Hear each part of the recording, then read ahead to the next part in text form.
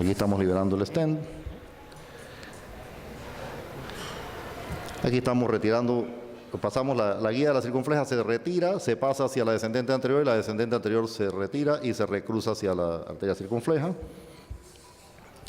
Aquí tenemos entonces ya abriendo hacia la descendente anterior con un balón Voyager de 3.5 por 15 milímetros, un balón no complaciente, a 16 atmósferas 3.6 milímetros. Y luego se ubica un stent del tronco dirigido hacia la descendente anterior, un stent de 3.5 por 18.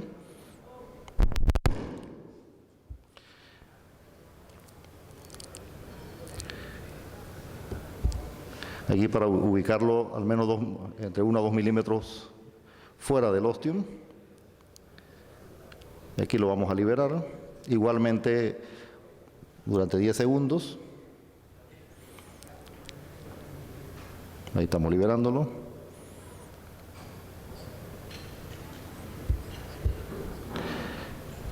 Aquí hacemos una pequeña inyección de control. Un resultado geográfico bastante bueno.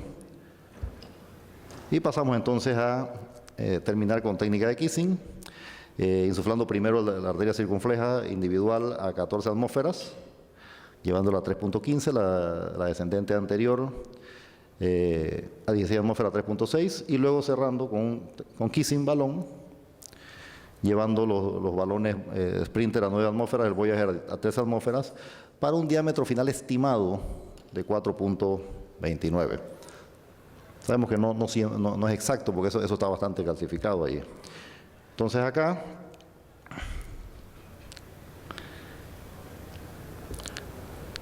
se ve el resultado inicial.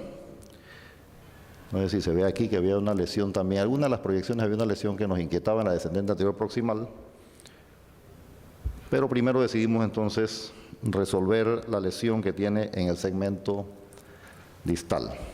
Y para hacer esto pasamos un stent de 2.5 por 15, lo llevamos a presión nominal, 8 atmósferas, logrando este resultado. Resuelto esto aquí, pasamos entonces a tratar una lesión que habíamos visto en el ultrasonido y que incluso se veían geográficamente algunas de las proyecciones justo después del stent, simplemente que como en ese segmento la descendente anterior no nos parecía que fuera tan grande, preferimos hacerlo empalmado con un stent un poquito más pequeño para que no tener complicaciones que se nos perforara la arteria. Aquí hicimos otro control de ultrasonido para confirmar el diámetro final. Ahora se los muestro, creo que por ahí está la foto. Aquí entonces estamos liberando el otro stent, Science Prime de 3 por 18 milímetros. Y aquí nos dimos cuenta de un error técnico. La guía nos estaba quedando atrapada, eso no se debe hacer. Pero apenas estábamos empezando a insuflar, quitamos la insuflación, retiramos la guía. Luego lo volvimos a insuflar, ahora sí lo llevamos hasta 18 atmósferas de ese stent, 3.31. Y luego en el empalme de los dos stents se llevó a 22 atmósferas, 3.52. Posteriormente, con un balón Voyager de 3.5 por 15, se dilató en la zona del ostial. Durante el procedimiento y la manipulación sentíamos algo de resistencia en esa zona y sospechábamos que habíamos lastimado un poquito el stent ahí. Y efectivamente sí, se había lastimado, como ustedes pueden ver cómo se deforma el balón. Así que es muy importante verificar que técnicamente eso no quede así, porque si no eso se convierte en un desastre. Y esto es el diámetro luminal final de 3.4, 3.8 milímetros. Y estas son las inyecciones ya de control final, con excelente resultado, tanto en el tronco como en los ostium, y con recuperación total del flujo hasta la arteria descendente anterior distal, como vamos a apreciar mejor en la que sigue.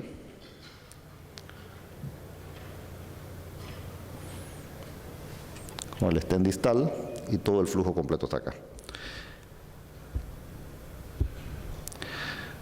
Si hay algún comentario, aquí termino la presentación. La paciente Luego de esto, no la sigo en mi consultorio, ella es paciente de otra cardióloga que me la refirió. Verbalmente, como comunicación con la doctora, la paciente mantiene ahora el último eco que le hizo ella hace 4 o 5 meses.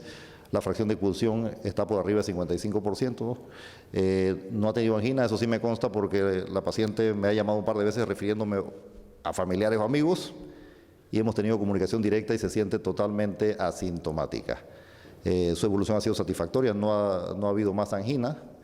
Y obviamente el mensaje de esto, más que la técnica, porque la técnica al final, el que hace esto en el día a día, de alguna manera pues, nos toca resolverlo, ¿no? Este es un caso, como decía Daniel ayer, es un caso que no lo quiere el cirujano, tampoco lo quisiéramos nosotros, pero más que el mensaje es que una lesión de tronco de este tipo no se maneja médicamente. O sea, y es increíble que haya pasado en manos de 3 cardiólogos y un cirujano cardiovascular y le digan que el manejo de esto es médico. Lo que sí no es médico. Podemos debatir si se consigue un cirujano que sea más hábil y la opere, eso se puede debatir, pero lo que sí no es debatible es que esto se maneje médicamente. Sí, muchas gracias.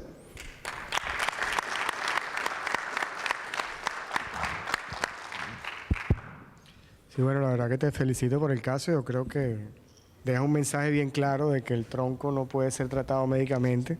Eso está en todos los estudios desde hace ya mucho tiempo. Y bueno, sí, quizás aquí la discusión es si reoperarlo o no. Yo creo que la conducta fue la adecuada. Claro. Es un paciente que fue mal operado, evidentemente, y que, porque dos arterias no se pueden tapar en 6 meses como se le taparon a esta persona. Eso es mala técnica quirúrgica, evidentemente. Y bueno, yo creo que te felicito, yo creo que hiciste lo que hay que hacer, un stent guiado por tronco, medicado, donde pusiste el tamaño adecuado, después utilizaste un balón no complaciente, quedó muy bien impactado el stent, muy bien aposicionado. Era complicado porque era una trifurcación, porque ahí había un ramo intermedio inclusive metido, que se pudieron haber ido cualquiera de las ramas y no hubo ningún problema. O sea que yo no sé si quiere hacer algún otro comentario, doctor Berrocal. La coronaria derecha, perdón. La derecha. La derecha tiene una lesión en un ramo ventricular de aproximadamente 40%. Sí. Entonces, el syntax se lo debe haber calculado un cirujano, porque para mí esas no eran coronarias de un syntax de más de 20 y pico, porque tenía la lesión bifurcada del tronco y una lesión de 40% en la derecha, enfermedad difusa.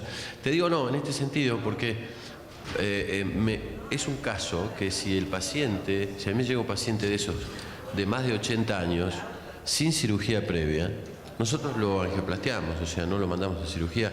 De acuerdo con los cirujanos, no es una cosa, o pacientes con comorbilidades. Un poco por lo que decíamos ayer, un tronco, por más que sea bifurcación, eso que la bifurcación es un poco más compleja técnicamente, pero no es una cosa grave. Pero un tronco con esos lechos distales, con tan pocas lesiones distales, y en un paciente con compromiso clínico grave, nosotros lo podemos encarar perfectamente. Y podemos hacerlo tan bien como lo hiciste vos. Y de rescatar que no debe hacerse nunca un tronco sin usar IBUS como vos hiciste. Fundamental para entender lo que le vamos a poner y entender cómo nos quedó. Exactamente lo que vos hiciste. Yo no puedo estar más de acuerdo.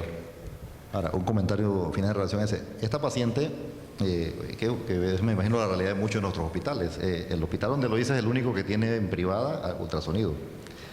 O sea, que es un problema que uno se tiene que enfrentar si tiene el mismo paciente en otro hospital.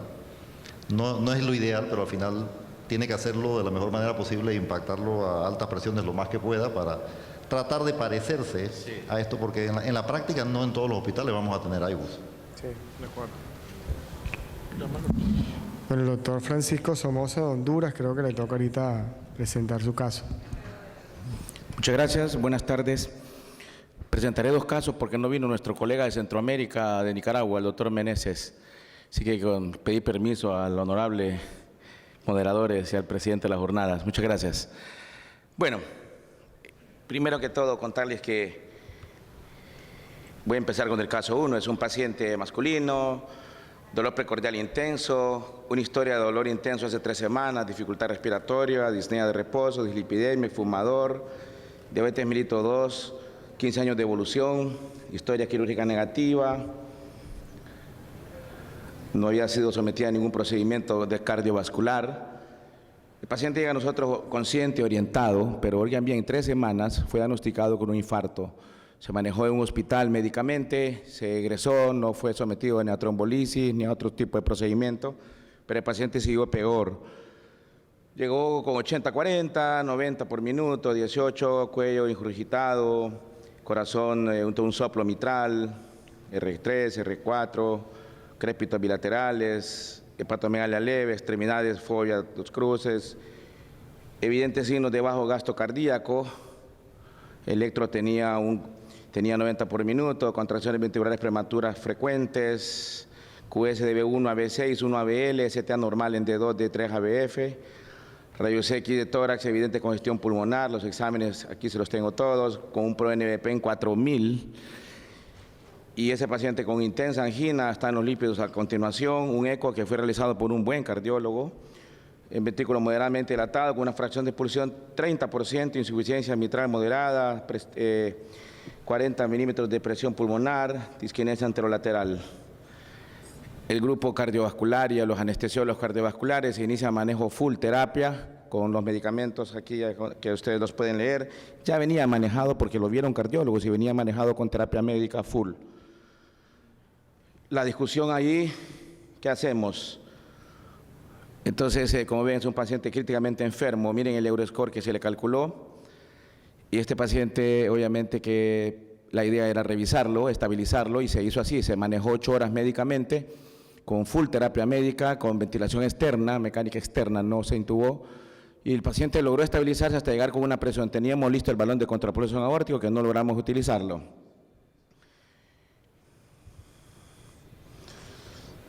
Esta es la angiografía coronaria, el primero, que como pueden ver es una catástrofe la que tiene. No sé si alguien lo quiere comentar. Jorge Mayol, ¿quieres comentar? Yo te hago más imágenes.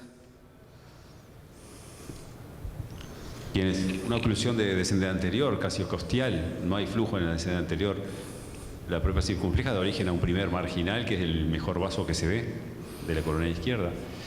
Y le está dando colaterales a ramo de la derecha, parece también. Muy bien. Y la circunfleja está ocluida en tercio medio. Es un ovillo que va a la circunfleja distal, que está ocluida. Así Ok, como ven, este es un caso que uno no quiere que le toque en la derecha. ¿Quieres comentar en la derecha? Sí, es una lesión severa. Y mira el llenado ahora, mira el llenado de la derecha al lado izquierdo. Sí, claro. Ok, ¿qué haces? Con este diagnóstico el cirujano cardiovascular dijo, este paciente está muerto, se va a morir. Entonces, la estrategia a seguir, ¿qué hacemos? Daniel habla del Syntax Score. Daniel. No, hay 2 realidades. Una, cuando tiene uno una cirugía cardiovascular que lo apoya, y 2, cuando uno no tiene esa cirugía cardiovascular, y creo que estamos a punto de presenciar qué hacer cuando uno no tiene esa cirugía. Pero me parece que vale la pena dejar en claro que en cualquier lugar coherente, este paciente es quirúrgico, tiene 2 oclusiones total, tiene oclusión total del tronco virtualmente. Bueno, ahora, cuando uno no tiene un equipo quirúrgico que lo acompañe, bueno, tiene probablemente que darle alternativas, no declarar que el señor está muerto, eso sin duda. Afortunadamente, oigan bien, aquí existen guías. Después hablamos de la guía y se las voy a presentar. Este paciente, en el mundo ideal, este paciente debió haber ido a cirugía el mismo día. Este paciente no debió haberse demorado. La evidencia es 1A en cirugía para este caso. No hay discusión, nada vamos a pelear. Pero entonces la familia nos dice, ahí no lo dejen morir, nadie lo quiere operar. Bueno, esta es una idea para que vean ustedes el mapa coronario, lo que describió el doctor Mayol, que ya más o menos él describió la tragedia. Esto es lo que hacemos, trabajar con guías, trabajar medicina seria.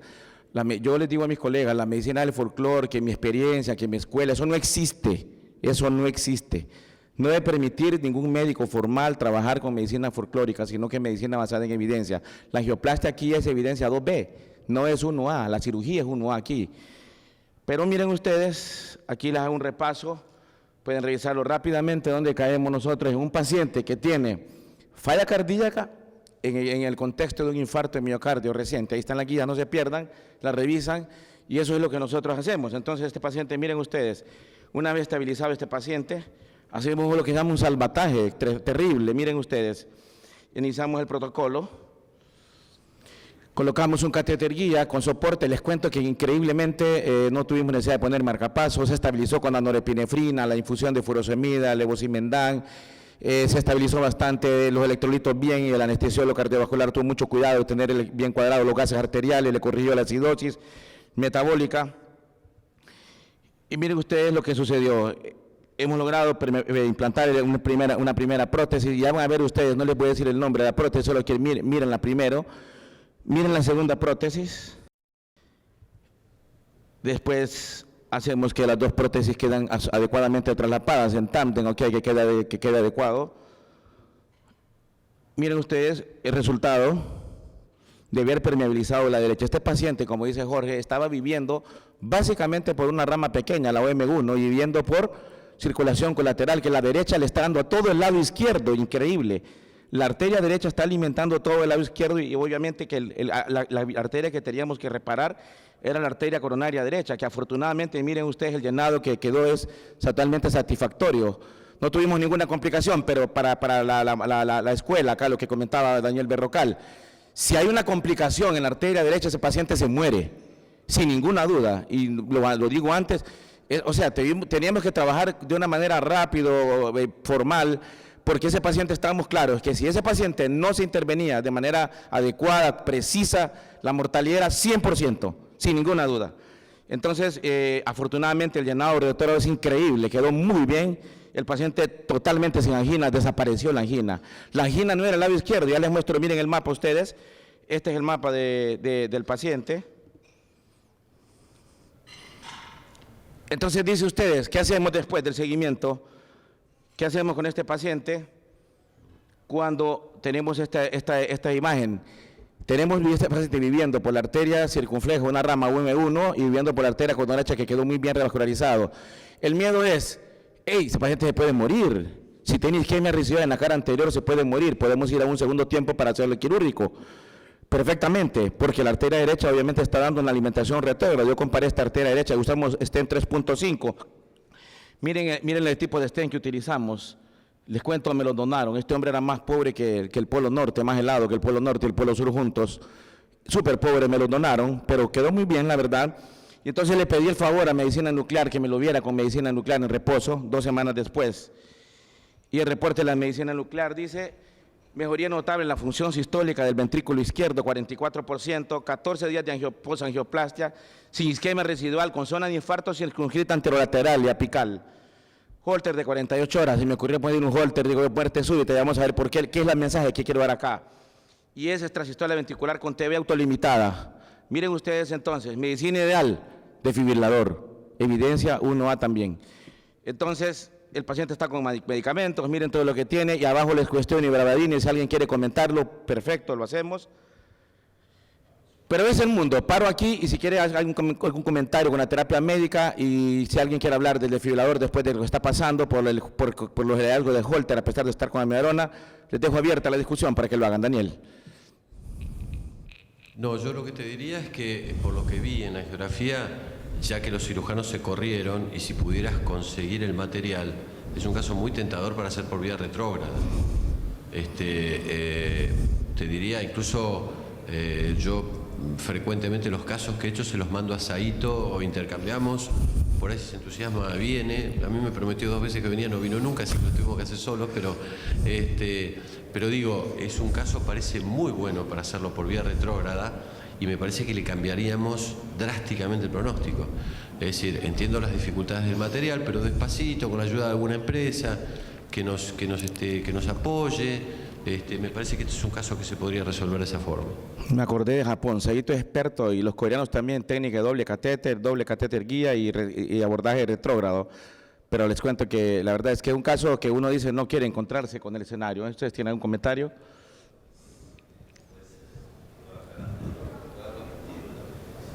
¿Perdón?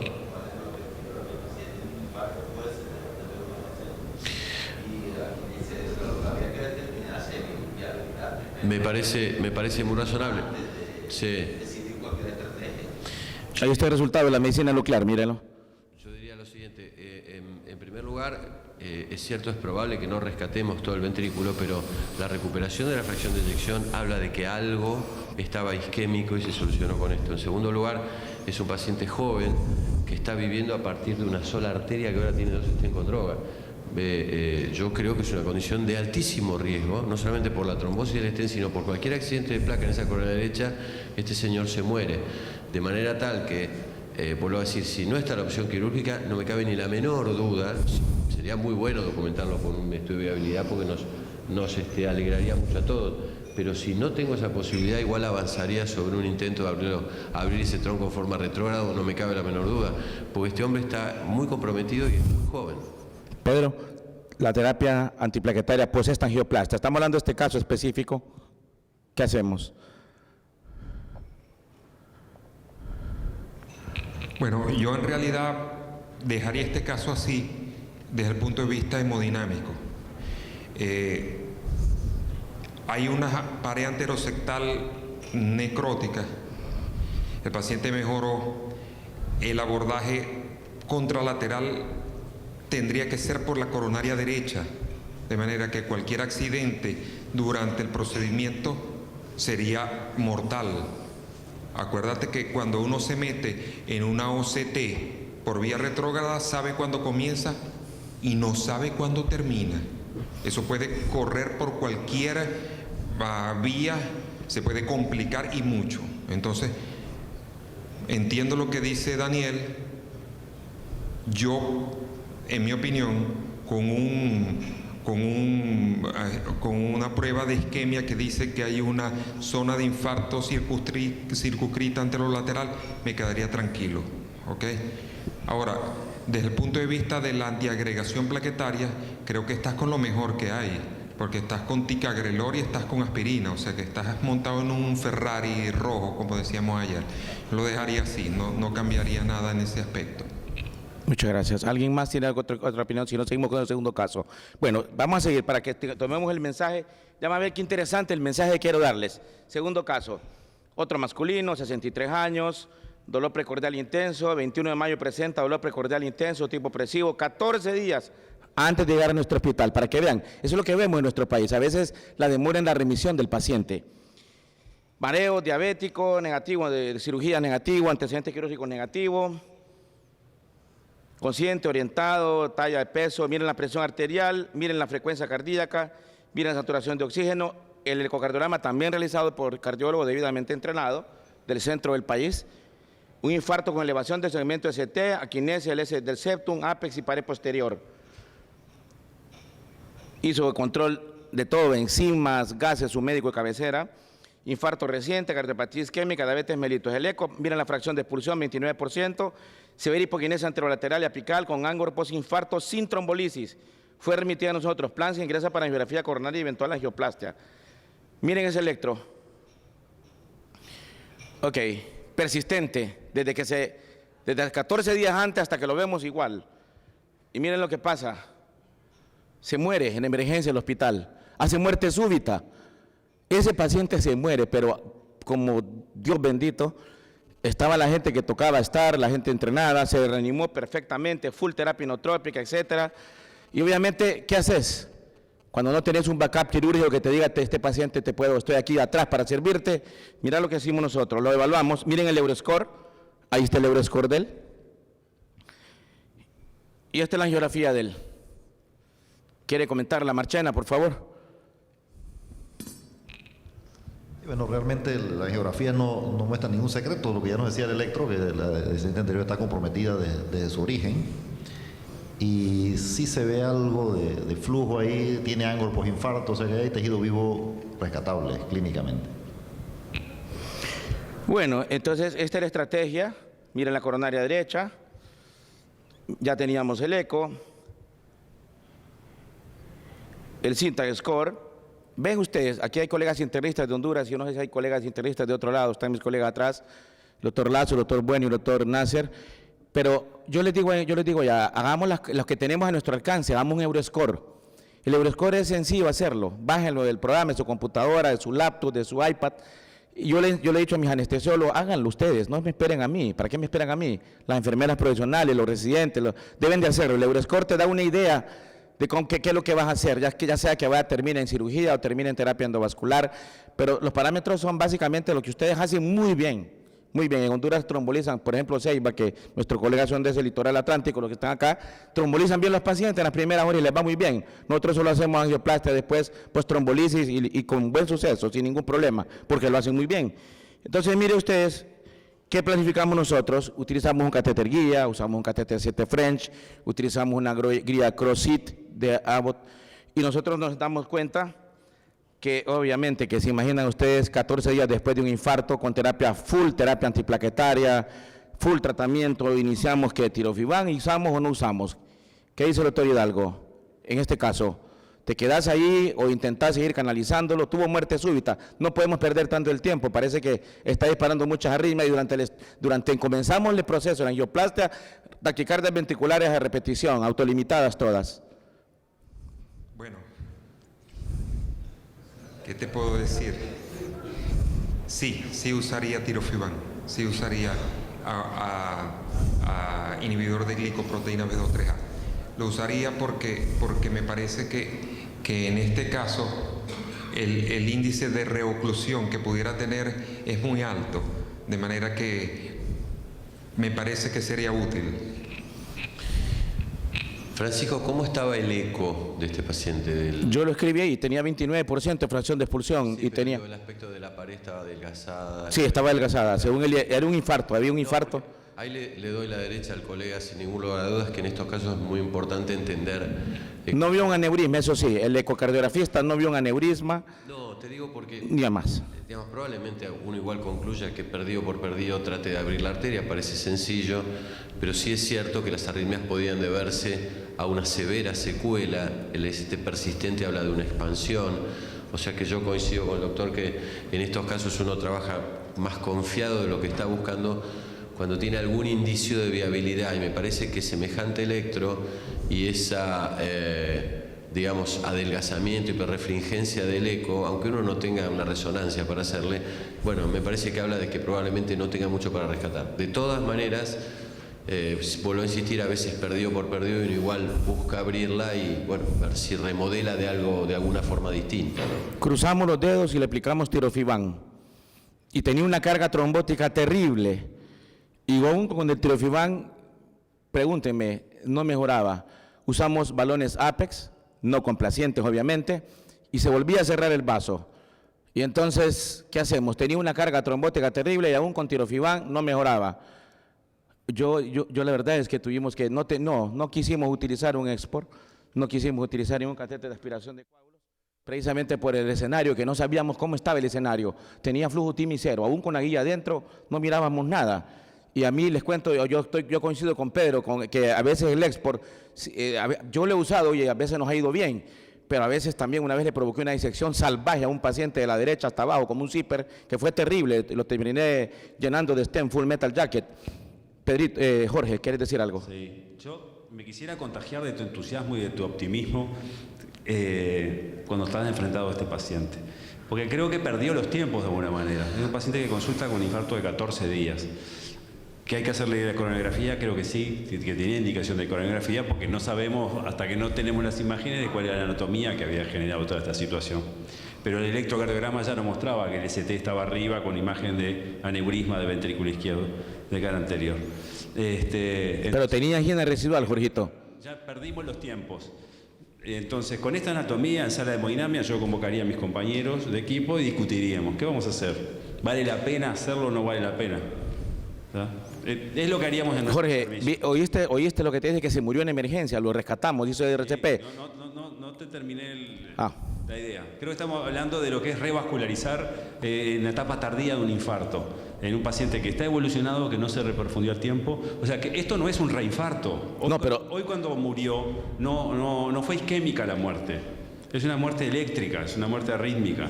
Lo único que tenía para evidencia que tenía isquemia residual es que seguía con angina. 14 días angina posinfarto. Antes de hacer la muerte súbita tenía el ST ya arriba. O Sí. sea, el aneurisma lo tiene, el sustrato anatómico y los circuitos de reentrada que generan la muerte súbita ya lo traía hasta que llegó a la emergencia y paró y fibriló.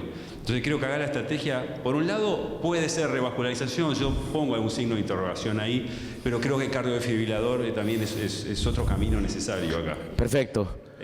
Yo lo revascularizaría, ¿sabes por qué? Porque mis autoridades de la salud dicen que no pagan el cardiodefibrilador si el paciente no está revascularizado. Entonces, ese es un argumento que por ahí yo tengo en mi país. No sé si les pasa a ustedes. Peor, ¿no? Peor. No hay plata ni para ponerlo. En el país tenemos un sistema de cobertura que el procedimiento se cubre. 1% Lo otro nosotros. que te está ocurriendo es muy predecible, que tú pases la guía, le pongas balón y vuelva a caer, porque ya el trombo no es el trombo fresco que tuvo hace 14 días, es un trombo que los fibroblastos se están incorporando, pasa a ser un chicle que a veces es difícil de tromboaspirar. Entonces creo que eso me soporta también la idea que es el mismo trombo que está ahí, que nunca se fue en los 14 días. Bueno, le cuento que después de haberle iniciado, yo le hice caso a Pedro, le puse tirofiban. Con mucho cuidado, obviamente, cuidado con la guía. No usamos guías, obviamente la CrossFit puede provocar una lesión grave, ustedes saben, moviéndola con mucho cuidado de no provocar ninguna disección. Y finalmente este resultado, mire, logramos abrir la arteria y uno dice, bueno, ¿y esto qué? Está muy bien. El resultado, Daniel, ¿quieres comentarlo? Y yo soy un poquito optimista porque la DA un poquito se mueve en la punta, es medio empírico, pero acorta un poquitito por ahí. Es una viabilidad en geográfica. Pero Bueno. no, el resultado es óptimo, no tuviste no reflow. Yo coincido, es que son las dudas que tenemos todos, es muy probable. Miren el movimiento de tijera de la ADA con la... Miren abajo. En serio, el ADA se va para atrás en el acortamiento ápico basal del corazón, así que por ahí. Bueno, ahora... No, yo creo que igual se hubiera hecho, pero tiene razón lo que te decía Jorge, es altamente probable que este paciente igual tenga alto riesgo de volver a repetir una muerte súbita y que probablemente solamente de eso lo salve un desfibrilador implantable o un régimen antiarrítmico muy pesado, ¿no? Ahora déjenme entrar a la academia. Les acabo de conseguir lo mejor, las últimas guías de ahora, en abril, mayo, súper calientes. Y miren ustedes, aquí está la guía, muerte súbita en cardiopatía isquémica. Miren la evidencia y lo que está escrito. Mayola anda correcto, no vamos a pelear por eso, pero miren qué interesante. Por eso no podemos trabajar sin guías. Eso es lo que estamos haciendo. Miren ustedes la evidencia que hay de lo que estamos haciendo, de lo que debe hacerse, estoy hablando este mes, ahora, junio 2013. Y ok, miren este paper, miren este comentario interesante que se lo voy a leer textual. Es esperable que la TB o la FB sostenida, que se desarrolla después de la fase aguda inicial, siempre que la taquiarritmia ventricular no se deba a una causa reversible como un trastorno eléctrico o una isquemia reinfarto transitorio, sea recurrente y ambas arritmias se asocian a un riesgo elevado de muerte. Aunque la isquemia miocárdica debe descartarse siempre en casos de arritmias ventriculares, es importante hacer hincapié que la revascularización no suele prevenir el paro cardíaco recurrente en pacientes con función ventricular izquierda marcadamente anormal o TB monomórfica sostenida, incluso cuando la arritmia original pueda ser consecuencia de una isquemia transitoria. Entre los supervivientes de FB o TB sostenida con síndromes graves, el uso de un desfibrilador automático implantable, DAI, se ha asociado a una reducción significativa en la mortalidad comparado con el tratamiento farmacológico antiarrítmico, principalmente amiodarona. Con la excepción de los bloqueadores beta, los fármacos antiarrítmicos no han demostrado ser eficaces como tratamiento de primera línea en pacientes con arritmias ventriculares que pongan en riesgo la vida y no debe utilizarse para la prevención de la muerte súbita. Por lo tanto, está recomendado el uso de DAI como tratamiento de prevención secundaria para reducir la mortalidad en pacientes con disfunción ventricular izquierda significativamente, que se presentan con una TB sostenida hemodinámicamente inestable o reanimados de una FB que no ha tenido lugar dentro de las primeras 24 a 48 horas. Oigan bien, fue 14 días. Este tipo de pacientes debe someterse a una evaluación electrofisiológica especializada antes de alta para implantar un DAI para la prevención secundaria de la muerte cardíaca súbita. Esta es la academia y el resumen. El tratamiento de prevención primaria con un DAI ha demostrado reducir la mortalidad por cualquier causa en pacientes con fracción de eyección disminuida, menos de 40%, tenía 29, como consecuencia de un infarto que ha tenido lugar por lo menos 40 días antes, le dio 14 días antes el infarto y la muerte súbita fue 14 días después. En general se debe esperar hasta por lo menos 40 días después del episodio agudo para implantar el DAI. En algunos casos la evaluación de la necesidad de implantar un DAI para prevención primaria debe posponerse hasta los 3 meses después del procedimiento de revascularización para dar tiempo a que se recupere la función ventricular izquierda. Los pacientes pueden ser evaluados para tratamiento con TRC y DAI siempre que se puede excluir. Y habla de otras complicaciones. No hay aportaciones novedosas respecto a las arritmias. Se recuerda la necesidad de sopesar cuidadosamente la indicación de stent recubiertos en pacientes que deberán seguir tratamiento anticoagulante con fibrilación auricular. Este paciente se implantó un stent, sirolimus stent, medicado, 3.5 creo. Tampoco hay importantes novedades respecto al manejo de arritmias ventriculares. Cabe resaltar la relación entre la aparición de arritmias malignas más allá de la fase aguda 24-48 horas y mal pronóstico de pacientes con fracción de expulsión muy reducida. Quería mencionarles eso y la verdad es que la idea del mensaje que quería dar, estas son las referencias, miren ustedes, que yo les quería presentar en los comentarios finales, es editorial, comentarios de la guía práctica de la SC para el manejo de infarto agudo de miocardio y lo que les digo a todos, este es un trabajo de equipo, unámonos, desde el médico base, general, internista, cardiólogo clínico, nosotros los cirujanos, electrofisiólogos, trabajemos de la mano, podemos hacer cosas buenas y yo creo que la idea de discutir esto, el mensaje que quería darles la muerte súbita después de este tipo de patologías. Muchas gracias. Viva Solasi. Muchas gracias, doctor, por esa presentación. Continuamos con la conferencia magistral de Solasi, stent coronario, pasado, presente y futuro, por el doctor Daniel Berrocal.